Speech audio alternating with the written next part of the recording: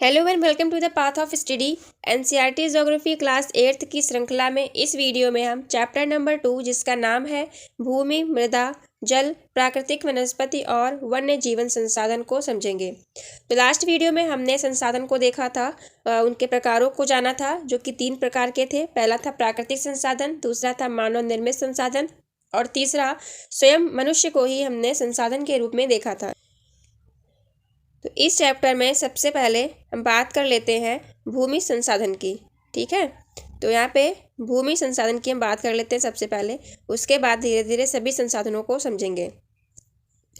तो भूमि संसाधन यानी कि अर्थात जो हमारी पृथ्वी है, यानी हम लोग जिस स्थल पे रहते हैं वो भूभाग जो है भूमि कहलाता है। तो आपने देखा होगा कि हमारी पृथ्वी पर जनसंख्या एक समान नहीं है, यानी जनसंख्या में विभिन्नता देखने को मिलती है। भिन्न भिन्न स्थानों पे भिन्न भिन्न जनसंख्या घनत्व पाया जाता है। जैसे कि एशिया महाद्वीप में जनसंख्या का घनत्व सर्वाधिक है, जबकि यूरोप, अमेरिका या फिर ऑस्ट्रेलिया को देख लेते हैं तो कंपैरेटिवली वहाँ पे जो जनघनत्व है वो विरल पाया जाता है या फिर सघन नहीं पाया जाता है। तो जनसंख्या वितरण सभी जगहों पर असमान है। ऐसा क्यों है? तो ऐसा मूलतः भूमि पर पाई जाने वाली स्थलाकृतियों जैसे कि वहाँ का उच्चावच यानी ऊंचाई या फिर तापमान के कारण या जनसंख्या चल वायु के कारण यार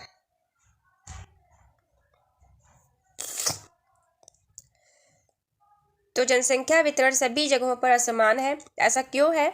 तो ऐसा मूलतः भूमि पर पाई जाने वाली स्थलाकृतियाँ, वहाँ का उच्चावच यानी ऊंचाई या फिर तापमान के कारण, जलवायु के कारण जनसंख्या घनत्व में वितरण या भिन्नता देखने को मिलती है। तो यही सभी कारण भूमि के किसी स्थान को रहने योग्य या ना रहने योग्य बनाते हैं। मान लीजिए एग्जाम्पल के लिए थार डेजर्ट का, तो थार डेजर्ट में जनसंख्या बिल्कुल ना के बराबर है। जहाँ जनसंख्या छिटपुट दिखाई भी देती है तो वहाँ पर जल के कुछ स्रोत पाए जाते हैं जिससे मरुद्यान भी बनते हैं और वहाँ पे कुछ लोग जो है बस्तियाँ बनाकर यहाँ पे रहने लगते हैं, वरना वहाँ पर जनसंख्या निवास ही नहीं करती है। दूसरा एग्जाम्पल हम लेते हैं नदी घाटियों का, तो वहाँ पर अच्छी खासी जनसंख्या वितरण देखने को मिलता है क्योंकि यहाँ पर रहने योग्य भूमि है और कृषि योग्य भूमि है और वहाँ की जो जलवायु भी है वो भी लोगों के लिए हितकर है, यानी उनके अनुकूल है। उनके सर्वाइवल के लिए वहाँ पे काफ़ी अच्छी जलवायु पाई जाती है। तो आई होप अब आपको समझ आ गया होगा कि भूमि जो कारक है एक संसाधन के रूप में वो कितना अहम रोल प्ले करता है। आप सभी को पता होगा कि हमारी पूरी पृथ्वी पर अगर हम 100% लेते हैं तो उसका जो है 70% जो भाग है वो जल है और जो 30% जो भाग है वो क्या है, वो भूमि है। ठीक है, तो जो 30% भाग भूमि का है वह पूरी तरह से तो रहने योग्य है नहीं। क्यों? क्योंकि वहाँ पे कुछ प्रतिशत क्षेत्रों में वन से आच्छादित हैं, तो कुछ पर्वतों से और कुछ जो है हिम आच्छादित क्षेत्र हैं। तो भूमि का वितरण अलग अलग जगहों पर भी भिन्न भिन्न प्रकार से है। ठीक है, तो यहाँ पे भूमि के बारे में बताया गया है कि सभी महत्वपूर्ण प्राकृतिक संसाधनों में भूमि भी शामिल है। भूपृष्ठ के कुछ क्षेत्रफल का लगभग 30% भाग भूमि है। यही नहीं, इस थोड़े से प्रतिशत के भी सभी भाग आवास योग्य नहीं है। ठीक है, तो हमने भी बताया था कि कुछ प्रतिशत जो है वहाँ पे क्या है, वनों का आच्छादन है, कुछ प्रतिशत जो है पर्वतों का है, वहाँ पे पठार पाए जा रहे हैं और हिमाच्छादित क्षेत्र भी हैं। इसके अलावा जो है यहाँ पे मरुस्थल है। ठीक है, तो कहने का तात्पर्य ये है कि अगर 30% जो भाग है, 30% जो भूमि का जो क्षेत्र है, भाग है, तो वो पूरा रहने योग्य तो है नहीं। और क्यों नहीं है? क्योंकि वहाँ पे क्या पाए जा रहे हैं, पर्वत हैं, पठार हैं, नदियाँ हैं, घाटियाँ हैं। ठीक है, और हिमाच्छादित क्षेत्र हैं और क्या है, और मरुस्थल इत्यादि हैं। तो ये सभी भाग भी उसी में शामिल हैं। आगे बताया गया है कि मुख्यतः भूमि और जलवायु के भिन्न भिन्न लक्षणों के कारण विश्व के विभिन्न भागों में जनसंख्या का वितरण असमान पाया जाता है। ओके, और ऊबड़ खाबड़ स्थलाकृतियाँ, पर्वतों के तीव्र ढाल, जलाक्रांत संभावित निम्न क्षेत्र, मरुस्थल क्षेत्र एवं सघन वन्य क्षेत्र सामान्यतः विरल अथवा निर्जन है। ठीक है, तो कहने का तात्पर्य ये है कि जो भूमि है वहाँ पे पाए जाने अलग अलग स्थानों पे जो भूमि है वहाँ पे अलग अलग प्रकार की जलवायु पाई जा रही है, अलग अलग स्थलाकृतियाँ पाई जाती हैं, चाहे फिर वो पर्वतों के तीव्र ढाल वाले स्थान हो ठीक है। और वहाँ पे जलाक्रांत हैं और निम्न क्षेत्र भी हैं, मरुस्थल के क्षेत्र पाए जाते हैं, सघन वन पाए जाते हैं। तो इन्हीं के कारण जो है जनसंख्या भी वहाँ पे विरल पाई जाती है। तो जो जनसंख्या का वितरण है वो भी जो है विश्व के विभिन्न भागों में असमान रूप से पाया जाता है। आगे बताया गया है कि उर्वर मैदानों और नदी घाटियों में कृषि के लिए उपयुक्त भूमि उपलब्ध है। तो जो नदी घाटियाँ होती हैं वहाँ पे जो मृदा है वो उर्वर है और वहाँ पे जो सर्वाधिक मात्रा में जो जनघनत्व है वो नदियों के किनारे ही देखने को मिलता है। ठीक है, तो आप इस पिक्चर से यहाँ पे इस बात को समझ सकते हैं। आगे बताया गया है भूमि के उपयोग के बारे में बताया गया है। तो भूमि का उपयोग किस प्रकार से मनुष्य करता है, तो आइए उसको समझ लेते हैं। लिखा है कि भूमि का उपयोग विभिन्न कार्यों के लिए किया जाता है, जैसे कि कृषि है, वानिकी, खनन, सड़क और उद्योग की स्थापना के लिए जो है भूमि का उपयोग करते हैं, यानी भूमि संसाधन का उपयोग करते हैं। साधारणतः इसे जो है भूमि उपयोग कहते हैं। तो भूमि का उपयोग भौतिक कारकों द्वारा निर्धारित किया जाता है। कौन कौन से भौतिक कारक है जिनके द्वारा भूमि के उपयोग को निर्धारित किया जाता है? तो पहला है स्थलाकृतियाँ। कौन कौन सी स्थलाकृतियाँ हैं जिनके द्वारा जो है भूमि का निर्धारण होता है? तो पहला तो हो गया कि वहाँ पे जो है पर्वत पाए जा रहे हों, दूसरा हो गया पठार पाए जा रहे हों, तीसरा तो हो गया वहाँ पे रेगिस्तान है या मरुस्थल पाया जा रहा है, और कौन सा हो सकता है कि वहाँ पे घाटियाँ पाई जा रही हैं। ठीक है, और कौन सा हो सकता है? झील पाई जा रही हों। ठीक है, झीलों का विस्तार भी देखा जाता है, और हिमानी। ठीक है, तो ये सभी जो कारक हैं, भौतिक कारक हैं जो कि स्थलाकृतियों के अंतर्गत है, तो वो सभी जो है भूमि के उपयोग के निर्धारक हो सकते हैं। दूसरा है मृदा। मृदा के भी कई प्रकार होते हैं, जैसे कि काली मृदा है, ठीक है, लेटेराइट मृदा है, और कौन सी मृदा होती है, जैसे पथरीली है या रेतीली मृदा है। ठीक है, और एल्यूवियल सॉइल होती है। ठीक, उसके बाद है जलवायु। तो यहाँ पे जलवायु के बारे में बताया गया है। तो जलवायु उसको समझ लीजिए। जो जलवायु है वहाँ पे अगर यहाँ पे देखो 0 डिग्री, ये कर्क रेखा यहाँ पे 23.5 अंश पे है, और यहाँ पे मकर रेखा जो है 23.5 डिग्री अंश पे है। तो यहाँ पे जो 0 डिग्री से 23.5 डिग्री, यहाँ पे किस प्रकार की जलवायु पाई जाती है?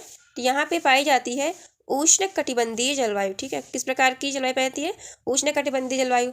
फिर जो ये वाला क्षेत्र है यहाँ पे किस प्रकार की जलवायु पाई जाती है? तो यहाँ पे पाई जाती है शीतोष्ण प्रकार की जलवायु होती है, वो पाई जाती है, शीतोष्ण जलवायु पाई जाती है। उसके बाद जो ये वाला क्षेत्र है, ये वाला, यहाँ पे पाई जाती है शीत कटिबंधीय जलवायु। ठीक है, जो ये वाला पोर्शन है यहाँ पे, तो यहाँ पे पाई जाती है शीत कटिबंधीय जलवायु। तो ये तो जलवायु के प्रकार हो गए। ठीक है, वहाँ पे किस अलग अलग स्थानों पे अलग अलग प्रकार की जलवायु पाई जाती है। उसके बाद यहाँ पे बताया गया है कि खनिज और जल की उपलब्धता। ठीक है, तो खनिज को देख लेते हैं कि कितने प्रकार के खनिज पाए जाते हैं। फिर अलग अलग स्थानों पे खनिजों का वितरण भी अलग अलग प्रकार से देखा जाता है, जैसे कि पेट्रोल है, कोयला है, और लोहा है, सोना है। ठीक है, इसके बाद अगला है जल की उपलब्धता। तो अलग अलग स्थानों पर जल की उपलब्धता भी भिन्न भिन्न प्रकार से देखी जाती है। तो ये तो हो गए भौतिक कारक, किसी भी जो भूमि है उसके उपयोग के भौतिक कारक हो गए। उसके बाद यहाँ पे मानवीय कारक बताए गए हैं, जैसे कि जनसंख्या और प्रौद्योगिकी भी भूमि उपयोग प्रतिरूप के महत्वपूर्ण निर्धारक हैं। तो जो मानवीय कारक हैं उसके अंतर्गत जो जनसंख्या है और प्रौद्योगिकी है, उसको अलग अलग प्रकार से जो है भूमि के उपयोग के लिए हम लोग उसका निर्धारण करते हैं। तो जनसंख्या तो अभी मैंने एक्सप्लेन कर दिया है। दूसरा है यहाँ पे प्रौद्योगिकी, इसको समझ लीजिए। अगर हम यहाँ पे खनिज का एग्जांपल ले लेते हैं प्रौद्योगिकी को समझने के लिए, तो मिडिल ईस्ट कंट्रीज़ है, जो कि वहाँ पे ईरान है या इराक है, तो वहाँ पे जो क्षेत्र है वो कैसा है? तो रेगिस्तानी क्षेत्र है। ठीक है, तो पहले वहाँ के जो शासक थे, वहाँ पे जो शासकों को ये पता नहीं था कि उनकी जो ज़मीन है उसके नीचे एक ऐसा खजाना है जो कि आने वाले समय में यानी भविष्य में पूरी पृथ्वी के मानवीय समाज का वो आधार बनेगा। ठीक है, हम यहाँ बात कर रहे हैं तेल की, ऑयल की बात कर रहे हैं। तो जब तेल की खोज हुई और उससे संबंधित नए नए आविष्कार और होने लगे, तो तेल जो है वो चाहे इंडस्ट्रीज़ में हो, चाहे वो परिवहन में हो, पूरी तरह से वो तेल पर ही डिपेंड हो गया है। ठीक है, तो पहले वहाँ पे क्या था? रेगिस्तानी क्षेत्र था, वहाँ पे उस ज़मीन की कोई वैल्यू नहीं थी। वहाँ के जो शासक थे वो जो है दूसरे जो राज्य थे या फिर दूसरे देश थे उन पर आक्रमण किया करते थे। ठीक है, तो जब वहाँ पे तेल का जब पता चला, वहाँ पे उसकी खोज हुई, उसके बाद में जो है उस संबंधित और जो है नई नई खोजें होने लगी और धीरे धीरे वहाँ पे जो प्रौद्योगिकी है, वो टेक्नोलॉजी है, वो डेवलप होने लगी। तो केवल जो है ऐसा नहीं है कि जो कहीं पे जो खनिज पाए जा रहे हैं या फिर वहाँ की जो जलवायु है वो विषम है, तो वहाँ पे उसकी कोई वैल्यू नहीं है। तो टेक्नोलॉजी के और इन्हेंस होने के बाद जो है धीरे धीरे डेवलपमेंट होता है और वहाँ पे जो भूमि होती है उसका भी, उसकी जो उपयोगिता है, उसकी जो कीमत है, वो काफ़ी ज़्यादा पुराने समय के कंपेरेटिवली आज के समय में बहुत ही ज़्यादा महत्वपूर्ण है। तो स्वामित्व के आधार पर भूमि को निजी भूमि और सामुदायिक भूमि में बांटा जा सकता है। निजी भूमि व्यक्तियों के स्वामित्व में होती है, जबकि जो सामुदायिक भूमि होती है वो पूरे समुदाय के स्वामित्व में होती है। सामान्य रूप से इसका उपयोग समुदाय से संबंधित व्यक्तियों के लिए किया जाता है, जैसे कि चारा, फलों, नट और औषधीय बूटियों को एकत्रित करना। और इस सामुदायिक भूमि को साझा संपत्ति संसाधन भी कहा जाता है। क्यों कहा जाता है? क्योंकि जो ऐसी संपत्ति जो कि पूरे समुदाय के लिए हितकर है, ठीक है, वो पूरा समुदाय जो है मनुष्य का, या वहाँ पे उपस्थित जितने भी मनुष्य या फिर समाज है, वो पूरे समुदाय के लिए वो संसाधन के रूप में होती है, तो इसीलिए वो सबके साझे में होती है, ठीक है। तो वहाँ पे जो है सभी लोग उस भूमि का उपयोग कर सकते हैं, इसीलिए उस भूमि को कहा जाता है साझा संपत्ति संसाधन। आगे बताया गया है कि जनसंख्या और उनकी मांग सदैव बढ़ती रहती है, लेकिन भूमि की उपलब्धता सीमित है, ठीक है। तो अगर हम प्रेजेंट टाइम की बात करें तो जनसंख्या में सर्वाधिक जो है विकास देखा गया है, सर्वाधिक जनसंख्या में वृद्धि भी है और जो भूमि है उसकी मांग भी सदैव बढ़ती जाती है, ठीक है। जब जनसंख्या बढ़ेगी तो जो भूमि है उसकी डिमांड भी बढ़ेगी, लेकिन चूंकि भूमि तो लिमिटेड है ना, वो उसकी जो उपलब्धता है वो तो सीमित है। तो वही लिखा हुआ है कि जनसंख्या और उनकी मांग सदा बढ़ती रहती है, लेकिन भूमि की उपलब्धता सीमित है। स्थान के अनुसार भूमि की गुणवत्ता में अंतर होता है। लोगों ने सामुदायिक भूमि पर व्यावसायिक क्षेत्र बनाने, नगरीय क्षेत्रों में घर बनाने और ग्रामीण क्षेत्रों में कृषि योग्य भूमि का विस्तार करने के लिए अनाधिकृत हस्तक्षेप करना शुरू कर दिया है। आज भूमि उपयोग प्रतिरूप में व्यापक परिवर्तन हमारे समाज में सांस्कृतिक परिवर्तनों को दर्शाते हैं और वर्तमान में कृषि और निर्माण संबंधी गतिविधियों के प्रसार के कारण निम्नीकरण, भूस्खलन, मृदा अपरदन और मरुस्थलीकरण पर्यावरण के लिए प्रमुख खतरे के रूप में ये उभर के आ रहे हैं। तो इसका सार समझ लीजिए, अलग अलग स्थानों पे भूमि की गुणवत्ता में भी अंतर देखा जाता है, ठीक है। तो जो भूमि की गुणवत्ता है यानी कि जो उसकी उर्वरता है, या फिर कहीं पे वो भूमि क्या है, बंजर है, ठीक है, तो यही गुणवत्ता होती है। मान लीजिए पर्वतीय क्षेत्रों का एग्जाम्पल अगर हम लेते हैं तो जो भूमि होती है वहाँ पे जो होती है भूमि पर्वतों के आसपास के क्षेत्रों में, तो वहाँ की भूमि होती है पथरीली, ठीक है, पथरीली या फिर कंक्रीट मृदा पाई जाती है, या फिर थोड़ा बहुत जो है बंजर भी कह सकते हैं, वहाँ पे जो है ज़मीन ऐसी पाई जाती है। फिर दूसरी अगर एग्जांपल ले लेते हैं उर्वर, मान लीजिए नदी घाटियाँ होती हैं, ठीक है, उसके आसपास की मृदा कैसी होती है, वहाँ पे उर्वर मृदा होती है, अच्छी खासी वहाँ पे खेती के लिए वो भूमि उपयुक्त होती है, ठीक है। तो यही है कि स्थान के अनुसार जैसे जैसा वहाँ पे जैसा भूमि की गुणवत्ता होगी उसी के अनुसार जो है वहाँ पे अलग अलग प्रकार से हम वितरण देखेंगे, चाहे जनसंख्या का वितरण हो, चाहे वो किसी भी प्रकार का वहाँ पे वितरण हो। फिर आगे बताया गया, लोगों ने सामुदायिक भूमि पर व्यावसायिक क्षेत्र बनाने, नगरीय क्षेत्रों में घर बनाने और ग्रामीण क्षेत्रों में कृषि योग्य भूमि का विस्तार करने के लिए अनाधिकृत हस्तक्षेप करना शुरू कर दिया है। तो जो सामुदायिक लोग हैं, यानी जो लोगों का समुदाय है, वह भूमि को अलग अलग प्रकार से उपयोग कर रहा है, ठीक है। तो जैसे कि ग्रामीण क्षेत्र में जो निवास करने वाले लोग हैं वह भूमि का उपयोग जो है कृषि के लिए करते हैं। जो नगरीय क्षेत्रों में निवास करने वाले लोग हैं वो घर को बनाने में इसका उपयोग करते हैं, ठीक है, बड़ी बड़ी बिल्डिंग्स बनाने में करते हैं। और उद्योग जो सामुदायिक भूमि पर और क्या काम होता है, तो उद्योग क्षेत्र भी वहाँ पे विकसित होते हैं, व्यापारिक क्षेत्र या वहाँ पे उद्योग भी बनाए जाते हैं। ओके, आगे यहाँ पे लिखा है कि आज भूमि उपयोग प्रतिरूप में व्यापक परिवर्तन हमारे समाज में सांस्कृतिक परिवर्तनों को दर्शाते हैं। आगे यह बताया गया है कि वर्तमान में कृषि और निर्माण संबंधी गतिविधियों के प्रसार के कारण निम्नीकरण, भूस्खलन, मृदा अपरदन और मरुस्थलीकरण पर्यावरण के प्रमुख खतरे हैं। अभी यहाँ पे देखिए कि वर्तमान समय में जो है क्या स्थिति है मृदा की, या जो भूमि है उसकी क्या स्थिति है। आप यहाँ पे कुछ इस प्रकार से देख पा रहे हैं। जो सबसे पहले, ये तो वर्तमान स्थिति है, सबसे पहले भूमि की भूमि वहाँ पे कैसी थी। मान लीजिए ये कुछ छोटे छोटे मकान बने हुए थे जो कि मिट्टी के मकान होते थे, और वहाँ पे लोग जीवन निर्वाह के लिए कृषि करते थे, पशुपालन करते थे। इसके बाद धीरे धीरे जो है टेक्नोलॉजी का विस्तार होने लगा, ठीक है। तो वहाँ पे कुछ मकान जो कच्चे थे वो मकान वहाँ पे पक्के बन गए।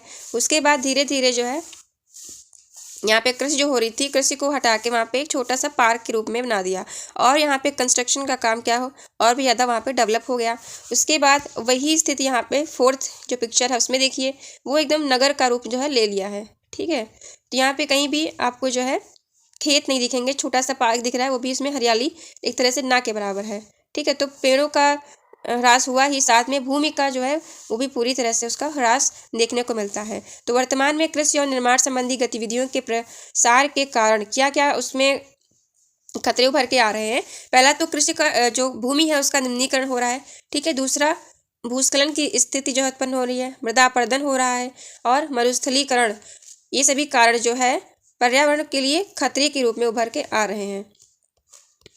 आगे यहाँ पे भूमि संसाधन का संरक्षण के बारे में बताया गया है कि किस प्रकार से भूमि के जो संसाधन है उसको किस प्रकार से हम लोग संरक्षित कर सकते हैं। तो पहला आगे बताया गया पहले कि बढ़ती जनसंख्या तथा इसकी बढ़ती मांगों के कारण वन भूमि और कृषि योग्य भूमि का बड़े पैमाने पर विनाश हुआ है, ठीक है। इसमें तो कोई दो राय नहीं है कि जनसंख्या जब बढ़ेगी तो भूमि की डिमांड भी बढ़ेगी, और जब भूमि की डिमांड बढ़ेगी तो जो वन है या फिर जो कृषि योग्य भूमि है वहाँ पे क्या है, मकान का निर्माण होगा, लोग जो है वहाँ पे कंस्ट्रक्शन का काम करेंगे, अपने उद्योग धंधे स्थापित करेंगे। तो जाहिर सी बात है जो भूमि है उसका जो है क्षरण होगा। आगे बताया गया है कि इससे इस प्राकृतिक संसाधन को समाप्त होने का डर पैदा हो गया है, इसलिए विनाश की परिवर्तन दर को अवश्य ही रोकना चाहिए। जो विकास यानी विनाश हो रहा है, विकास के थ्रू विनाश हो रहा है, ठीक है। हम यहाँ पे कह सकते हैं कि विकास के कारण ही विनाश हो रहा है। जो भूमि है, भूमि संसाधन है, तो वहाँ पे विकास के कारण ही भूमि संसाधन का विनाश हो रहा है। तो वर्तमान दर में इसको रोकने की आवश्यकता है। तो इसको किस प्रकार से संरक्षित कर सकते हैं, जो भूमि है उसको किस प्रकार से संरक्षित किया जा सकता है। तो पहला है वन रोपण द्वारा, ठीक है, वन जो वृक्ष हैं, पेड़ पौधों को जो है उनको लगा के। दूसरा है भूमि उद्धार द्वारा और रासायनिक कीटनाशकों के उपयोग पे रोक लगा के, या उर्वरकों की विनियमित उपयोग पे रोक लगा के, ठीक है। तो इस प्रेजेंट टाइम में देख रहे हैं ना, कृषि भी जो हो रही है वो किस प्रकार से उसमें रासायनिक या कीटनाशकों का उपयोग किया जा रहा है।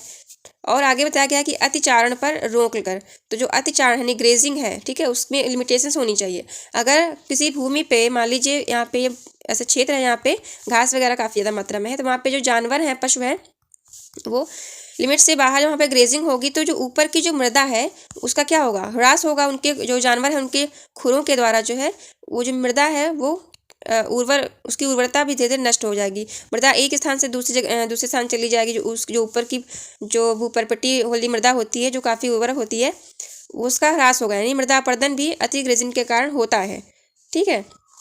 तो ये सभी फैक्टर हैं जिनको हम लोग रोक के मृदा को संरक्षित कर सकते हैं।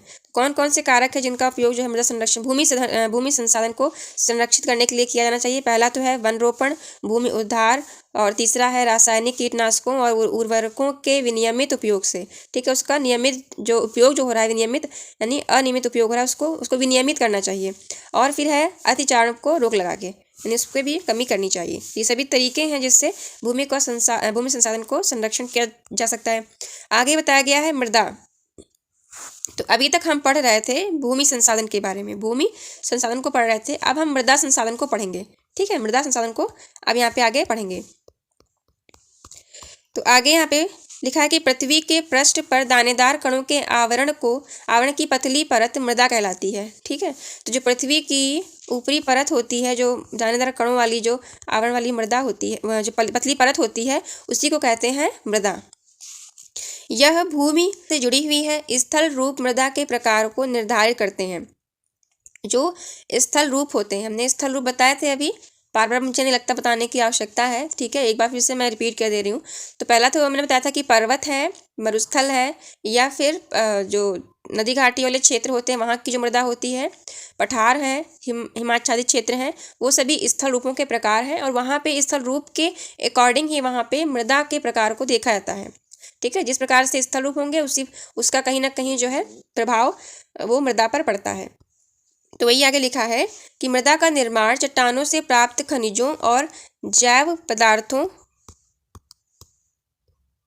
तथा भूमि पर पाए जाने वाले खनिजों से होता है। ठीक है। तो मृदा का निर्माण कैसे होता है?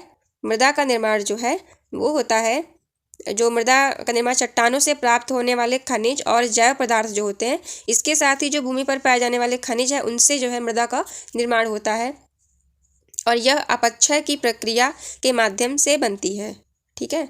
और खनिजों और जैव पदार्थों का सही मिश्रण मृदा को उपजाऊ बनाता है।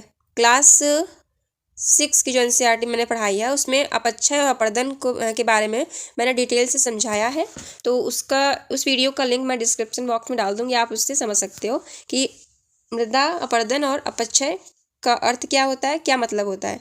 ठीक है। तो जो मृदा बनती है वो किस प्रक्रिया के थ्रू बनती है? तो अपक्षय के द्वारा जो है मृदा का निर्माण होता है। आगे यहाँ पे मृदा निर्माण के कारक बताए गए हैं, तो कारक को पढ़ने से पहले यहाँ पे हम थोड़ा सा देख लेते हैं भूस्खलन के बारे में। तो भूस्खलन को, या फिर जो भूस्खलन शब्द है उसको किस प्रकार से परिभाषित किया जाता है? तो भूस्खलन को सामान्य रूप से सैल, मलबा या ढाल से गिरने वाली मिट्टी के बृहद संचलन के रूप को संचलन के रूप में परिभाषित किया जाता है। वे प्रायः भूकंप, बाढ़ और ज्वालामुखी के साथ घटित होते हैं। लंबे समय तक भारी वर्षा होने से भूस्खलन होता है, और ये नदियों के प्रवाह को कुछ समय के लिए भी अवरुद्ध कर देते हैं। नदी अवरुद्धता के अचानक फूट पड़ने से नदी घाटियों के आवासों में विध्वंस आ जाता है। पहाड़ी भूभाग में भूस्खलन एक मुख्य और विस्तृत रूप से फैली प्राकृतिक आपदा है जो प्रायः जीवन और संपत्ति को आघात पहुंचाती है और चिंता का एक मुख्य विषय भी है। तो भूस्खलन क्या होता है? जब जो शैल होती है यानी चट्टानें होती हैं और जो मलबे हैं वो मिट्टी है, वो जब एक ढाल के थ्रू क्या होता है संचलन करते हैं, यानी जब बृहद संचलन उनका होता है, यानी कि जब लुढ़कते हुए जब वो नीचे आते हैं तो उसी को क्या कहते हैं? भूस्खलन कहते हैं। ठीक है। और ये किन किन कारणों से आते हैं? तो भूकंप के कारण आता है, बाढ़ के कारण आता है, ज्वालामुखी के कारण, ये सभी। तो इन्हीं सभी कारणों से भूकंप की प्रक्रिया संचालित होती है। अब यहाँ पे आगे मृदा परिच्छेदिका को समझ लीजिए। जो मृदा होती है उसकी ऊपरी परत में क्या होता है? जो ऊपरी परत होती है उसमें ह्यूमस और वनस्पति के साथ जो है ऊपरी मृदा होती है।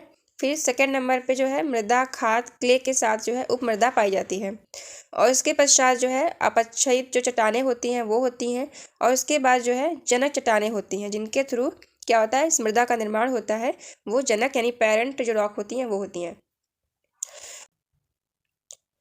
यहाँ पे अपक्षय की प्रक्रिया के वर्णन किया गया है कि तापमान परिवर्तन, तुषार क्रिया, पौधों, प्राणियों और मनुष्य के क्रियाकलाप द्वारा अनावृत शैलों का टूटना और क्षय होना जो है अपक्षय कहलाता है।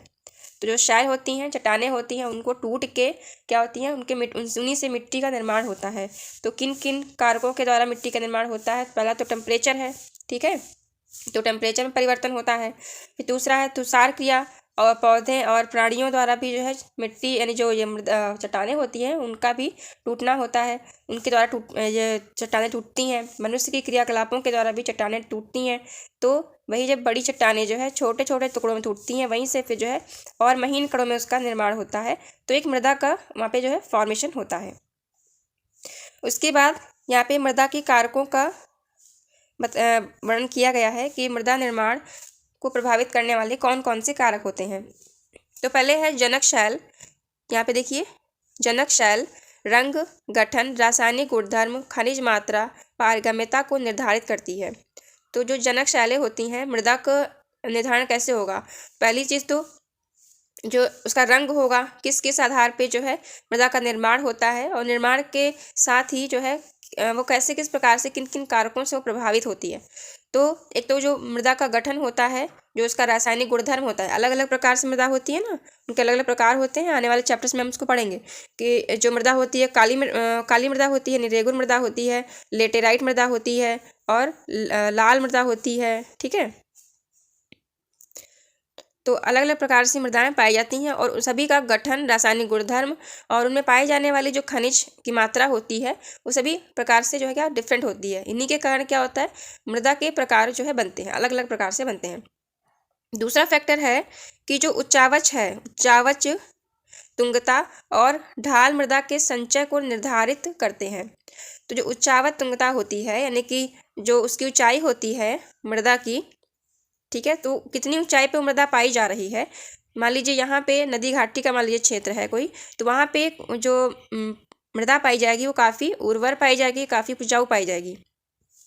लेकिन वही जो मृदा होगी, जो पहाड़ों पे पर्वतीय क्षेत्र में मृदा पाई जा रही होगी वो कैसे होगी, वो कंक्रीट वाली होगी या जो पथरीली मृदा पाई जाएगी वहाँ पे। ठीक है, तो यही है कि जो उच्चावच तुंगता यानी कि ऊंचाई के आधार पे जो मृदा है वो किस प्रकार की पाई जाती है। ढाल मृदा के संचय को निर्धारित करती है। तो जो ढाल होती है तो वो भी मृदा के संचय को निर्धारित करती है।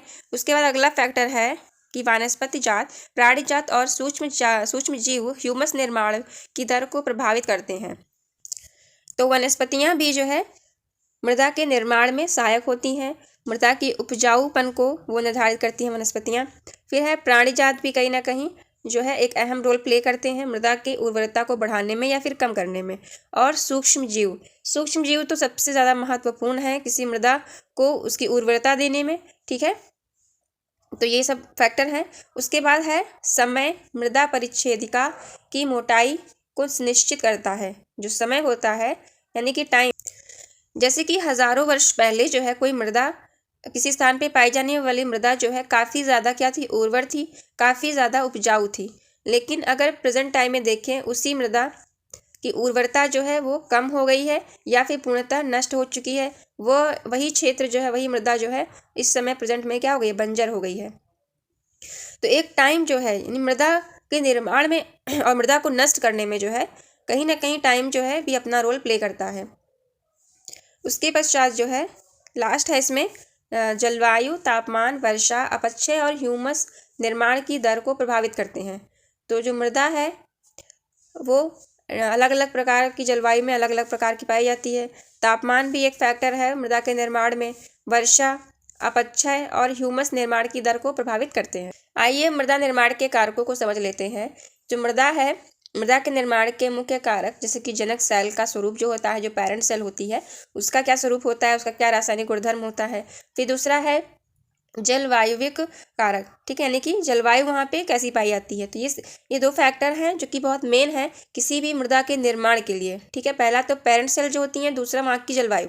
उसके बाद बताया गया है कि मृदा के निर्माण में अन्य कारक के साथ जैसे कि स्थलाकृतियाँ हैं और क्या फैक्टर हो सकते हैं, जैव पदार्थों की भूमिका। आगे बताया गया है मृदा का निम्नीकरण और संरक्षण के उपायों के बारे में। तो मृदा अपरदन और क्षीणता ये दो फैक्टर हैं, काफ़ी अहम खतरे हैं मृदा संसाधन के लिए। कि जो पहला है मृदा अपरदन और उसकी क्षीणता यानी उसका निम्नीकरण। तो मानवीय और प्राकृतिक दोनों ही कारकों से मृदाओं का निम्नीकरण हो सकता है। मृदा के निम्नीकरण में सहायक कारक कौन कौन से हो सकते हैं, तो वनोन्मूलन यानी वनों का विनाश, और अगला है अतिचारण यानी ओवर ग्रेजिंग। दूसरा है रासायनिक उर्वरकों और कीटनाशकों का अत्यधिक उपयोग। ठीक है, लिमिट से बाहर जो है, जब कीटनाशकों का उपयोग होगा, रासायनिक उर्वरकों का जो उपयोग होगा कृषि में, तो उसकी जो भूमि है वो, जो खेत होते हैं उनकी जो उर्वरता है उसमें कमी आती है। अगला है वर्षा, दोहन और भूस्खलन और बाढ़। ठीक है, ये प्राकृतिक कारण है जिनके द्वारा क्या होता है, मृदा का क्षरण होता है, मृदा का निम्नीकरण होता है। तो मृदा संरक्षण की क्या क्या विधियां हो सकती हैं उनको समझ लेते हैं, किन किन प्रकार से मृदा का संरक्षण किया जा सकता है। तो इन्हीं के तहत जो है पहला है मल्च बनाना। ठीक है, मल्च का निर्माण करना। तो मल्च किस प्रकार से बनाए जाते हैं और क्यों बनाए जाते हैं ये देख लीजिए। तो पौधों के बीच अनावृत भूमि जैव पदार्थ जैसे कि प्रवाल से ढक दी जाती है, जिससे मृदा की आर्द्रता रुकी रहती है। ठीक है, तो ऐसे क्षेत्र जहाँ पे क्या होता है, तापमान ज़्यादा हो जाता है, जिसके कारण जो खेत होते हैं वहाँ पे जो पाई जाने वाली नमी है उसमें वो नमी जो है वाष्पित हो जाती है। ठीक है, तो उसको रोकने के लिए क्या करते हैं, मल्च बनाना। जैसे कि जो प्रवाल होते हैं या फिर जो घास फूस होती है उस पर क्या करते हैं, वो खेत के ऊपर जो है ढक देते हैं, जिससे क्या होता है, उसको ढकने से जो नीचे की नमी है वो वहीं पे रुकी रहती है, मृदा में रुकी रहती है। दूसरा इसमें जो है विधि बताई गई है, दूसरी विधि बताई गई है वेदिका फॉर्म। वेदिका फॉर्म ये किस प्रकार से होते हैं, यहाँ पे इसका इस पिक्चर में देखिए वेदिका फॉर्म, यहाँ पे पिक्चर दी गई है उसको समझिए पहले। लिखा है कि चौड़े समतल सोपान तथा वेदिका तीव्र ढालों पर बनाए जाते हैं ताकि सपाट सतह फसल उगाने के लिए उपलब्ध हो जाए और इनसे पृष्ठीय प्रवाह और मृदा अपरदन भी कम होता है।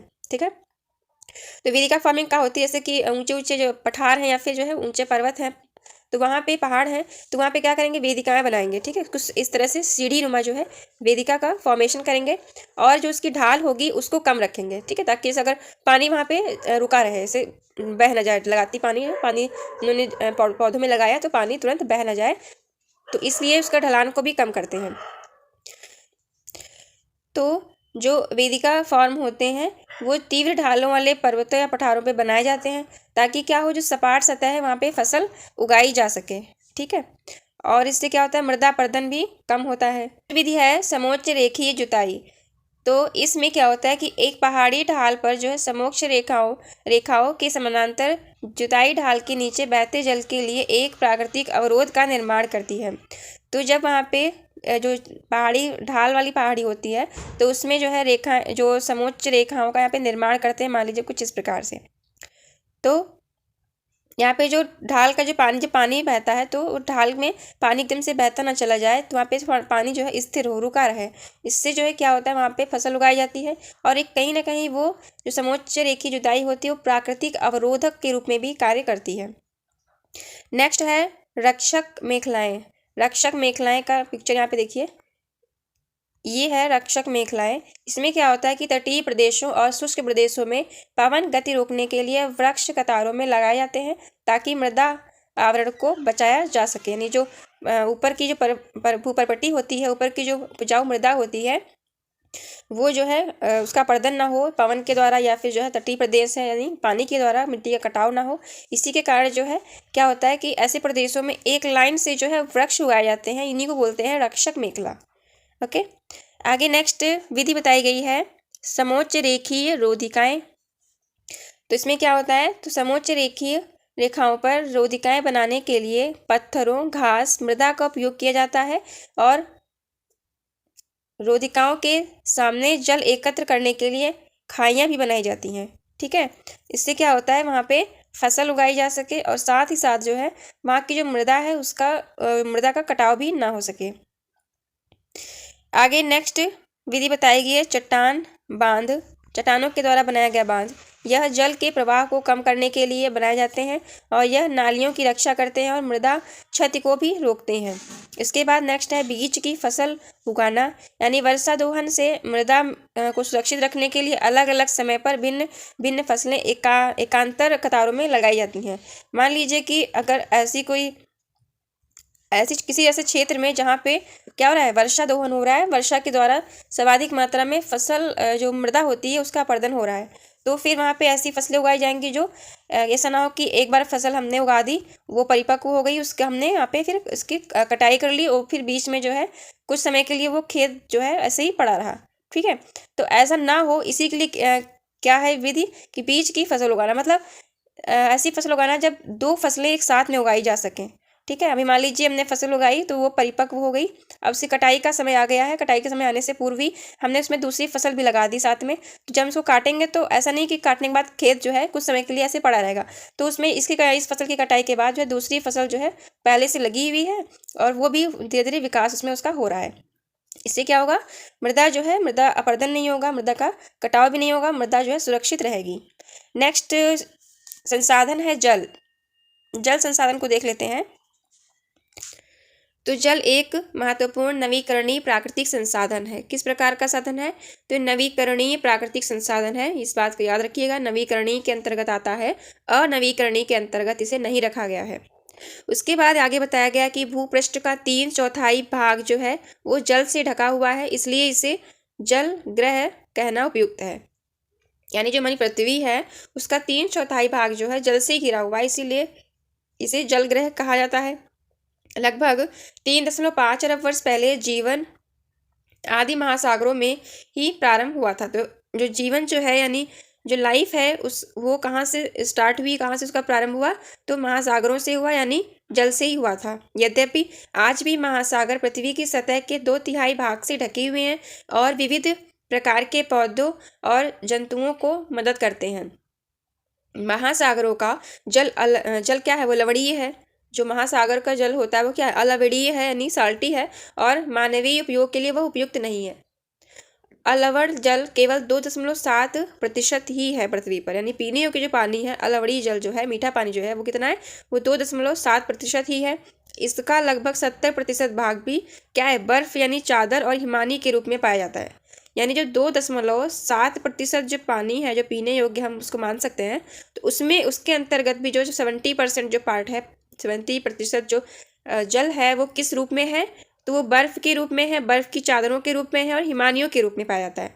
कहाँ पाया जाता है, तो पर्वतीय प्रदेश में पाया जाता है, जैसे कि कहाँ, अंटार्कटिका हो गया, आर्कटिक है, ग्रीनलैंड है, ऐसे क्षेत्र जहाँ पे यानी पूरे वर्ष जो है क्या होती है, बर्फ ही बर्फ वहाँ पे जमी रहती है। उसके बाद आगे जो है बताया गया है कि अपनी स्थिति के कारण ये मनुष्य की पहुंच के बाहर है।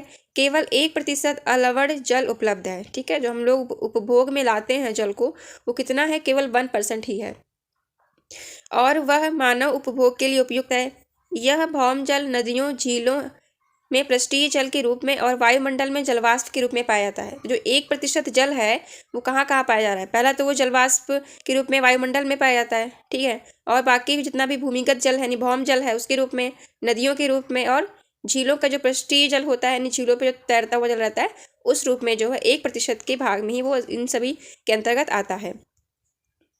इसलिए अलवणीय जल पृथ्वी का सबसे अधिक मूल्यवान पदार्थ है। ठीक है, पृथ्वी पर जल ना बढ़ाया जा सकता है और ना ही घटाया जा सकता है, इसीलिए इसे नवीकरणीय संसाधन के रूप में देखा जाता है।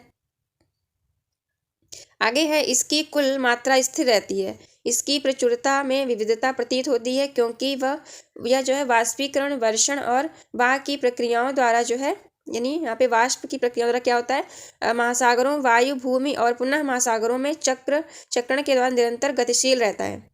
जैसा कि आप जानते हैं कि इसे जल चक्र कहते हैं। ठीक है, तो जल चक्र के बारे में हमने चैप्टर क्लास 7th के एनसीईआरटी में पढ़ा था। ठीक है, जल चक्र के बारे में। मनुष्य जल की बड़ी मात्रा का उपयोग न केवल पीने और धुलाई में करता है, वरन उत्पादन की जो प्रक्रियाएं होती हैं उसमें भी वह जल का उपयोग करता है। जल कृषि उद्योग और बांधों के जलाशयों के माध्यम से विद्युत उत्पादन में भी किया जाता है। ठीक है, तो जो 1% जो जल था वो किन किन कार्यों में आता है, ना सिर्फ हम लोग उसको यूज़ करते हैं, अपितु पृथ्वी पर पाए जाने वाले जितने भी जीव जंतु हैं उनका वो भी इसी 1% में ही अपना सर्वाइवल करते हैं। इसके अलावा मनुष्य जो है कृषि करता है, उद्योग हो गए, और जो बिजली बनाई जाती है वो भी इसी जल के द्वारा, इसी जल को उपयोग में लाया जाता है। आगे बताया गया है कि जल स्रोतों के सूखने अथवा जल प्रदूषण के कारण अलवणीय जल की आपूर्ति में कमी के मुख्य कारण बढ़ती जनसंख्या, भोजन, नकदी फसलों की बढ़ती मांग, बढ़ता नगरीकरण और बेहतर होता जीवन स्तर है। ठीक है, तो जो अलवणीय जल है वो उसमें कमी देखी जा रही है किन किन कारणों से, तो पहला तो है बढ़ती जनसंख्या। जब जनसंख्या ज़्यादा होगी तो जल का उपयोग भी ज़्यादा होगा, और फिर भोजन और नकदी फसलों की बढ़ती डिमांड है, और बढ़ता नगरीकरण। ठीक है, और अर्बनाइजेशन जितना ज़्यादा बढ़ता है उतना ज़्यादा जल की खपत भी होती है, क्योंकि वहाँ पे उद्योग है, इंडस्ट्रीज़ वगैरह में भी सबसे ज़्यादा पानी का यूज़ होता है। और आगे बताया गया है बेहतर होता जीवन स्तर। तो ये सभी फैक्टर हैं जो कि अलवणीय जल की आपूर्ति में कमी के कारण है। आगे जल उपलब्धता की समस्या के बारे में बताया गया है। विश्व के कई प्रदेशों में जल की कमी है। अधिकांश अफ्रीका, पश्चिमी एशिया, दक्षिणी एशिया, पश्चिमी संयुक्त राज्य अमेरिका के भाग, और इसके अलावा उत्तरी पश्चिमी मैक्सिको, दक्षिण अमेरिका के भाग और संपूर्ण ऑस्ट्रेलिया अलवणीय जल की आपूर्ति की कमी का सामना कर रहे हैं। तो किन किन महाद्वीपों में जल की कमी देखी जाती है यहाँ पे बताया गया है। और ये देश ऐसे जलवायु प्रदेशों में स्थित हैं जहाँ अक्सर सूखा पड़ता है। ठीक है, और क्या बताया गया आगे, उनमें जलाभाव की अधिक समस्या बनी रहती है। ठीक है, यानी कि यहाँ पे जल का जो अभाव है वो देखने को मिलता है, और इस प्रकार जल का अभाव मौसमी अथवा वार्षिक वर्षण में विविधता के परिणाम स्वरूप हो सकता है, अथवा अति उपयोग और जल स्रोत के दूषण के कारण भी जल का अभाव हो सकता है। तो क्या कारण हो सकता है कि वहाँ पे जल अभाव अक्सर करके देखने को मिलता है, तो वहाँ की जो जलवायु है ऐसी है जिसके कारण क्या होता है, अक्सर सूखा वहाँ पे पड़ता है।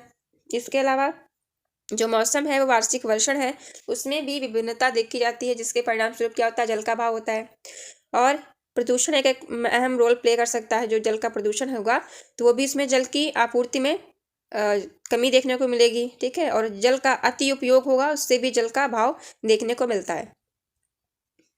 उसके बाद जल संसाधनों का संरक्षण के बारे में बताया गया है कि जो जल है उसका उसका संरक्षण किस प्रकार से किया जाए। आज के विश्व में शुद्ध तथा पर्याप्त जल स्रोतों तक पहुंचना एक बड़ी समस्या बन गई है। इस क्षीण होते संसाधन के संरक्षण के लिए कदम उठाने चाहिए। यद्यपि जल एक नवीकरणीय संसाधन है, तथापि इसका अति उपयोग और प्रदूषण इसके उपयोग के लिए अनुपयुक्त बना सकते हैं, ठीक है। तो कहने का तात्पर्य ये है कि जो जल है वो एक तो नवीकरणीय संसाधन है, लेकिन जब इसका अति उपयोग होगा और ये जब प्रदूषित हो जाएगा तो इसका उपयोग जो है हमारे लायक नहीं रहेगा, यानी उसका उपयोग अनुपयुक्त हो जाएगा।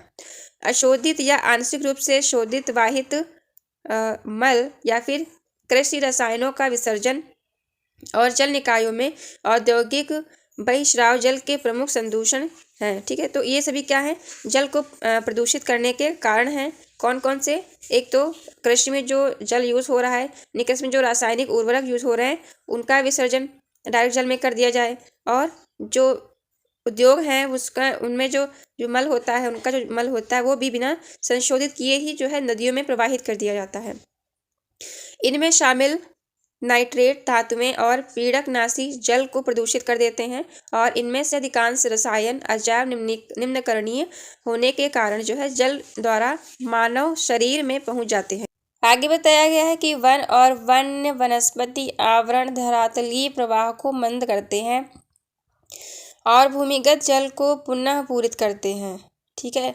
यानी कि धरातलीय प्रवाह है वो क्या होता है, उसके द्वारा जो वन है और वन आवरण है, इन वनस्पतियों का जो आवरण है, इससे जो है जो भूमिगत जल है उसको वह पुनः पूरित होता रहता है, और जल संग्रहण पृष्ठीय प्रवाह को बचाने की दूसरी विधि है, ठीक है।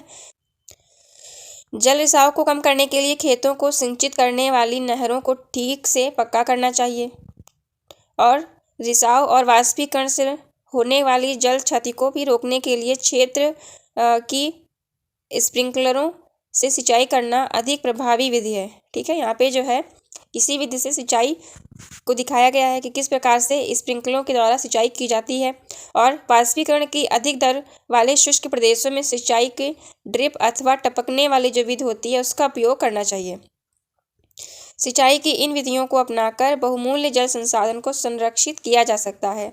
तो जो जल होता है वो सिंचाई में सर्वाधिक मात्रा में जो उपयुक्त होता है तो वो लिमिट से बाहर जो है उसका वहाँ पे उपभोग हो जाता है। लेकिन अगर जल कुछ सीमित मात्रा में, चूँकि जल जो है सीमित मात्रा में ही है, तो उसका उपयोग हम लोग समुचित प्रकार से व्यवस्थित तरीके से अगर करें तो इन विधियों के द्वारा जो है खेतों की सिंचाई वहाँ पे की जा सकती है, जिससे क्या होगा, फसल भी उगेगी और पर्याप्त मात्रा में फसल को जल भी उपलब्ध हो पाएगा, और इसके अलावा जल का संरक्षण भी हो पाएगा। आगे यहाँ पे बताया गया है कि प्राकृतिक वनस्पति और वन्य जो जीवन है, वन्य जीवन संसाधन है, उसके बारे में बताया गया है। तो इसे समझ लीजिए क्या होता है ये। तो प्राकृतिक वनस्पति और वन्य जीवन केवल स्थल मंडल, जल मंडल और वायुमंडल के बीच जुड़े एक सक्रिय क्षेत्र में ही पाए जाते हैं, जिसे हम लोग क्या कहते हैं, जिसे हम लोग जैवमंडल कहते हैं, ठीक है। तो क्लास 6 की एनसीईआरटी में हमने जैवमंडल के बारे में पढ़ा था कि जो क्षेत्र, ऐसा क्षेत्र जो जलमंडल और ये मान लीजिए जलमंडल है, ये स्थल मंडल और नेक्स्ट है वायुमंडल, इन सब के सक्रिय क्षेत्र, यानी जो ये वाला रीजन है, ये वाला पार्ट है, यानी इसमें तीनों क्षेत्र आ जाते हैं, तीनों मंडल आए, तो उसको कहते हैं जैवमंडल, ठीक है। तो जैवमंडल के कारण ही पृथ्वी पर जो है प्राकृतिक वनस्पतियों या वन्य जीवन वहाँ पे संभव हो पाया है। तो जैवमंडल में सभी जीवित जातियाँ जीवित रहने के लिए एक दूसरे से परस्पर संबंधित और निर्भर रहती हैं, ठीक है।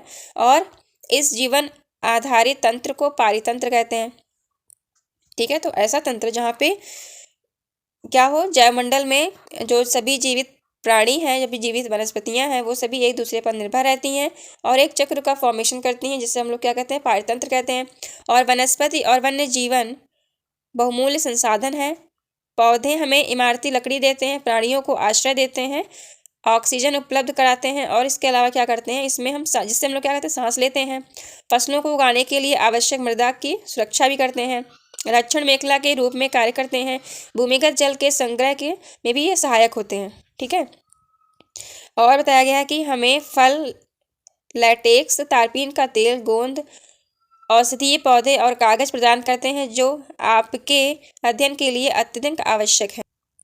वन्य जीवन के अंतर्गत जंतु, पक्षी, कीट, जलीय जीव रूप आते हैं। उनमें इनसे हमें क्या मिलता है, दूध मिलता है, मांस, खाल और ऊन प्राप्त होती है।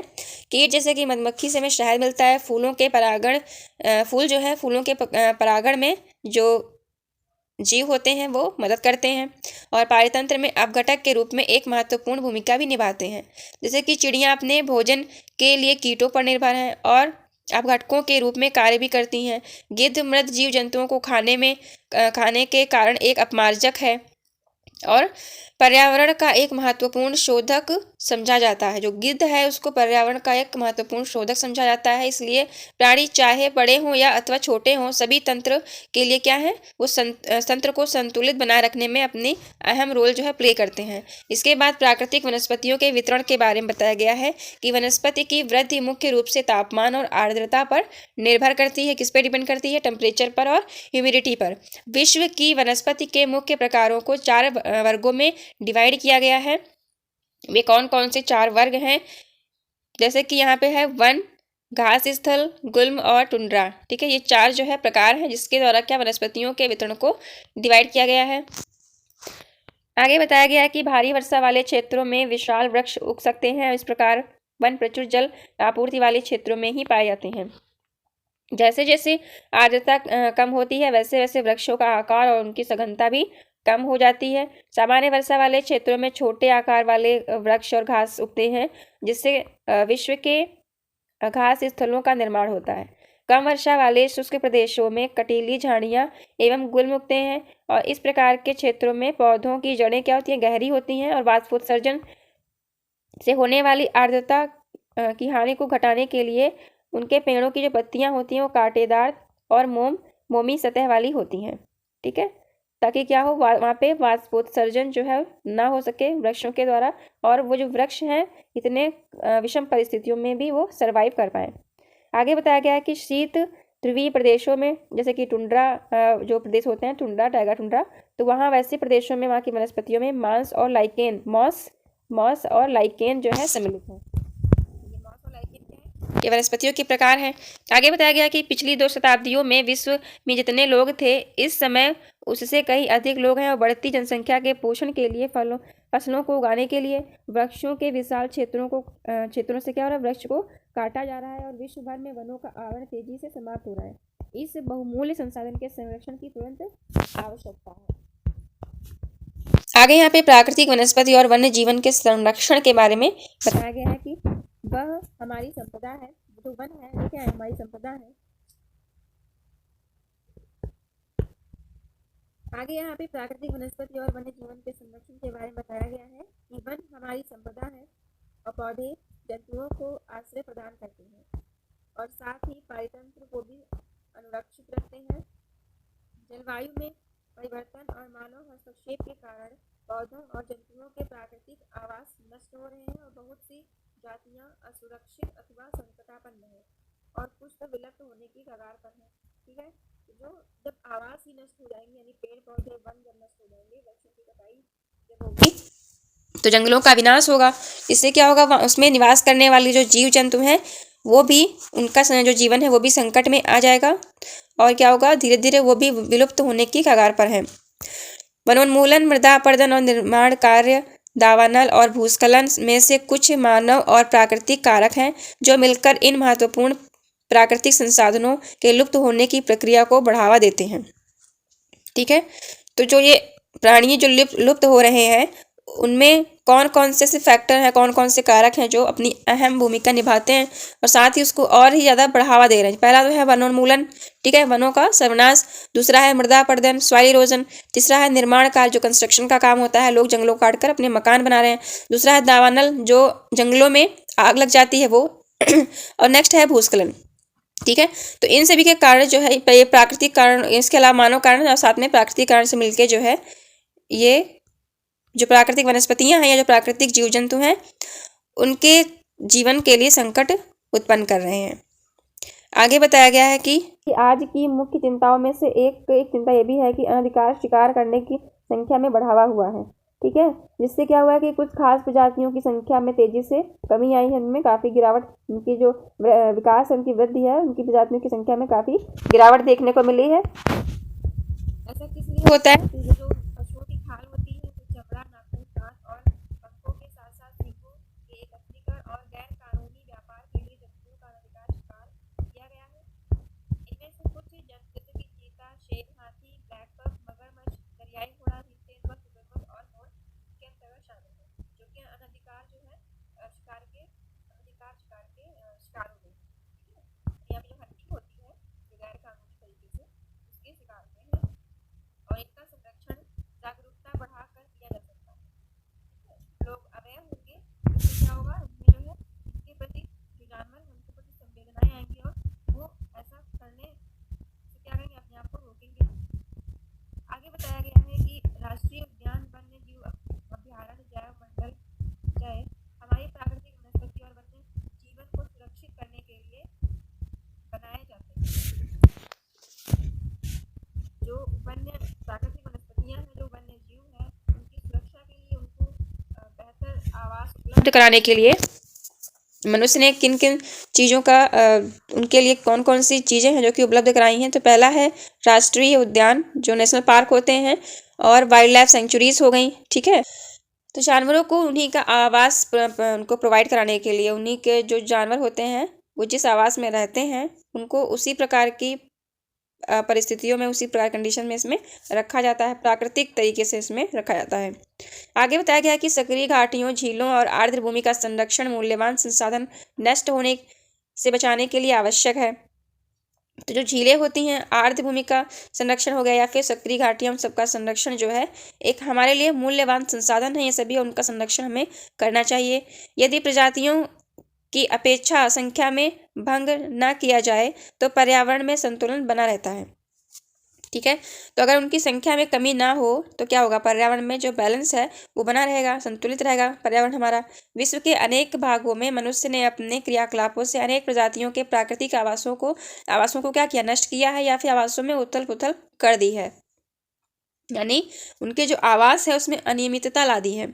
अनेक पक्षियों और जीव जंतुओं के अंधाधुंध शिकार के कारण या तो वे विलुप्त हो गए हैं या फिर विलुप्त होने की कगार पे हैं। प्रादेशिक और सामुदायिक स्तर पर जागरूकता कार्यक्रम जैसे कि सामाजिक वानिकी, वन महोत्सव को प्रोत्साहित करना चाहिए। स्कूल के बच्चों को पक्षी देखने प्राकृतिक कैंपों में जाने के लिए प्रोत्साहित करना चाहिए, ताकि क्या हो, वे विविध प्रजातियों यानी विविध जातियों के निवास का अवलोकन कर सकें। ठीक है, कि कौन सा जीव जो है किस प्रकार से अपना जीवन यापन करता है और कहाँ पे रहता है, किस उनका जो आवास की जो परिस्थितियां हैं वो कैसी होनी चाहिए। आगे बताया गया है कि बहुत से देश पक्षियों और पशुओं को मारने और उनके व्यापार के विरुद्ध हैं। जैसे कि भारत में शेर, चीतों, हिरणों और भारतीय सारंग और मोर को मारना अवैध है। एक अंतर्राष्ट्रीय जो है परिपाटी पे स्थापना की गई है। किसकी स्थापना की गई है, यहाँ पे लिखा है CITES। ठीक है, जिसको शॉर्ट बोलते हैं साइट्स। इसके द्वारा क्या होता है, जो जीव होते हैं, जो पक्षी हैं, जो प्राणी, जो जानवर हैं, उनका जो है संरक्षण किया जाता है। साथ में जो अवैध शिकार करते हैं उन पर रोक लगाई जाती है और ऐसा करने वालों को दंडित भी किया जाता है। ठीक है, तो उसका फुल फॉर्म देख लीजिए, यहाँ पे लिखा है the convention on international trade and endangered species of wild fauna and flora. ठीक है, तो ये इसका फुल फॉर्म है। तो ऐसी क्या आवश्यकता आन पड़ी कि इस संस्था का निर्माण किया गया या फिर इस संस्था की स्थापना की गई। तो जो प्राणी हैं, पक्षी हैं, उनके अनेक जातियों की इसमें क्या की गई, सूची को एक क्रमबद्ध तरीके से तैयार किया गया और इसी सूची में दिए गए सभी पक्षियों और प्राणियों के व्यापार करने पर इन पर रोक लगा दिया गया कि इन पक्षियों का या इन प्राणियों का क्या होगा, अब व्यापार नहीं किया जाएगा, उस पर प्रतिबंध लगा दिया गया। इसके अलावा पौधों और प्राणियों का संरक्षण प्रत्येक नागरिक का नैतिक कर्तव्य है, इसकी भी जो है यहाँ पे चर्चा की गई।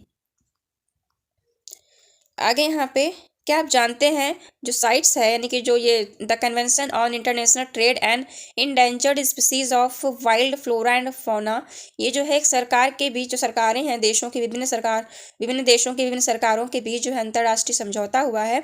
और इसका उद्देश्य यह है कि यह सुनिश्चित करना है कि वन्य प्राणी और पौधों के नमूनों के अंतर्राष्ट्रीय व्यापार से उनके जीवन को कोई खतरा ना हो। ठीक है, मोटे तौर पर अगर देखें तो पशुओं की 5000 जातियां हैं, पौधों की 28,000 जातियां जिनको संरक्षित इसके अंतर्गत की गई हैं। ठीक है, इसमें से कुछ एग्जाम्पल भी दिए गए हैं। यहाँ पे जो है जैवमंडल नीचे के बारे में बताया गया है और राष्ट्रीय उद्यान के बारे में बताया गया, उसकी डिफिनेशन दी गई है जो कि यहाँ पे चर्चा की गई थी। यहाँ पे देखिए, ये जैवमंडल नीचे और राष्ट्रीय उद्यान, इसको समझ लेते हैं। यहाँ पे क्या होता है, जो राष्ट्रीय उद्यान है, नेशनल पार्क है, तो वर्तमान और भविष्य की पीढ़ी के लिए एक या एक से अधिक पारितंत्रों की पारिस्थितिक एकता की रक्षा के लिए नामित किया गया प्राकृतिक प्रदेश या प्राकृतिक क्षेत्र जो है वो राष्ट्रीय उद्यान कहलाता है। ठीक है, यानी जो जानवर हैं वो चाहे वो वर्तमान समय में हो या फिर आने वाली उनकी पीढ़ियां हो, उनको उसी के आवास में यानी उसी का जो है पारितंत्र में उनको रहने के लिए पारिस्थितिक एकता जो है उनको प्रोवाइड करवाई जाती है, साथ में उसमें रक्षा भी उनकी हो सके प्राकृतिक रूप से, उस चीज़ का वो चीज़ यहाँ पे सुनिश्चित की जाती है। नेक्स्ट है इसमें जैवमंडल नीचे, ये क्या होता है, तो यह वैश्विक नेटवर्क द्वारा जुड़े रक्षित क्षेत्रों की एक श्रृंखला है जिसे संरक्षण और विकास के बीच संबंध को प्रदर्शित करने के इरादे से बनाया गया है। ठीक है, तो ऐसे क्षेत्र जो यानी कि ये जो जैव निचय है वो पूरे विश्व में क्या है, ये संबंधित है, विश्व से संबंधित है। इसमें रहने वाले जितने भी प्राणी हैं, आवास करने वाले जितने भी जीव जंतु हैं, पेड़ पौधे हैं, उनको क्या किया जाता है, उनको संरक्षण प्रोवाइड किया जाता है। और साथ में उनके जो डेवलपमेंट होता है, फिर चाहे वो संरक्षण हो और डेवलपमेंट, उन दोनों के बीच में जो है बीच एक तालमेल बिठा के रखा जाता है। ठीक है, तो ये जहाँ पे ऐसा होता है तो उसी को बोलते हैं जैवमंडल नीचे। तो ये चैप्टर यहाँ पे कंप्लीट होता है। आई होप आपको अच्छे से समझ आया होगा और हम आशा करते हैं कि आप इस वीडियो को लाइक और शेयर करना नहीं भूलेंगे। एनसीईआरटी की इसी श्रृंखला से जुड़ने के लिए हमारे चैनल को सब्सक्राइब कर लीजिए। और अगर इस वीडियो की PDF आपको चाहिए तो नीचे डिस्क्रिप्शन बॉक्स में लिंक दिया गया है टेलीग्राम चैनल का, वहाँ पे जाके आप इस PDF को डाउनलोड कर सकते हैं। Thank you for watching. जय हिंद।